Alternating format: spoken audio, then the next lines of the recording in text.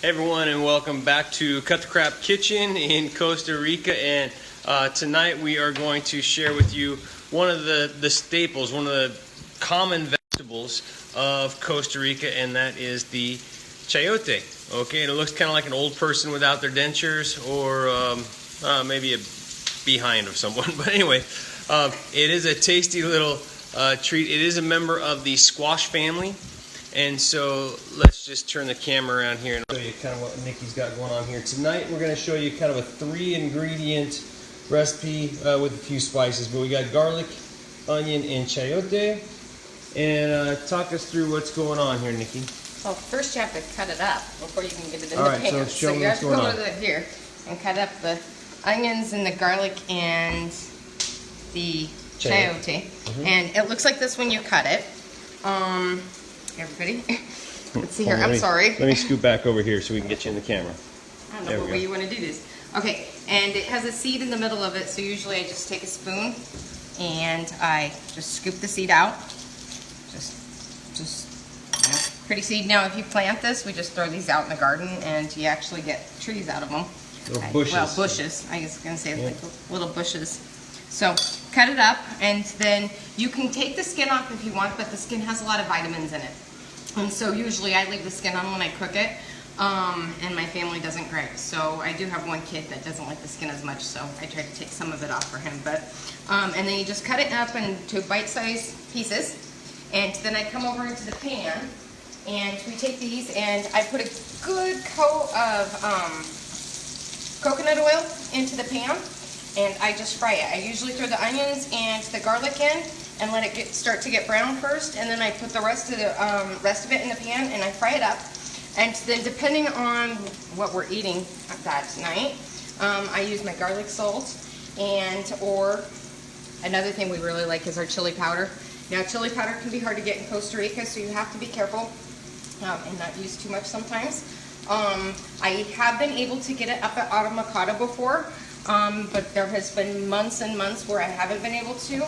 I know that this last one was actually brought in from the States in a suitcase because we had waited for about 6 or 7 months. We couldn't get chili powder. So, or whatever kind of seasonings you guys want to put on. Usually I use fresh.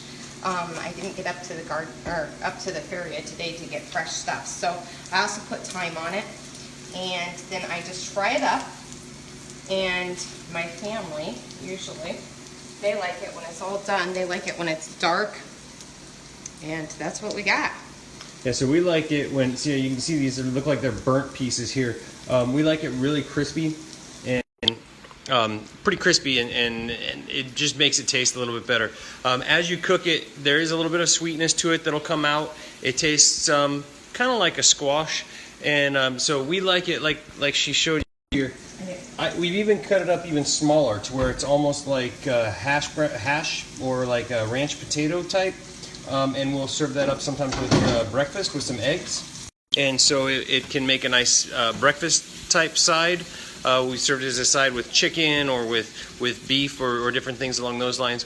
So it's a great side. Also, just as a snack, we'll be hungry. Now, we don't fry it up during the day very often. We usually wait for the evening because, once again, Costa Rica gets hot, and so heating up the kitchen with the frying pan can be a bit tough. It heats up the kitchen. But she sits there. About how long does that cook? Gosh, about 5-10 minutes. Depends on how brown you want it. Usually about probably 6 or 7 minutes if you don't want it as dark as what you and Taya like it as. And probably about 10 maybe 12 minutes.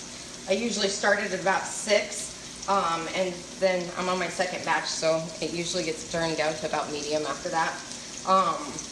Really good if you're on the keto diet, and has lots of vitamins in it, and it also is really good to lower your blood pressure. And what else was I reading that it was good at? There's a lot of health benefits to it, so it's one of the things that is actually pretty high on our staple list. We have it a couple times a week, don't we? Yeah, pretty much. All right, so that is chayote. So it's you can look in the description, the spelling. It's like I said, it's just a squash type vegetable. It's green and just tastes pretty good. It's a good side, a nice filler, and next time there are several ways. Okay, so this is just kind of a fried up chayote. This is just a quick, easy side, easy way to make it. There's something they call zapatos, which translates to shoes, which includes topping it with some ground meat and cheese. And so we're going to share that recipe with you down the road. But right now, this is just to show you kind of a quick, easy side, what to do with this crazy looking vegetable you find in the supermarket. And this is one of the cheapest vegetables you can get as well.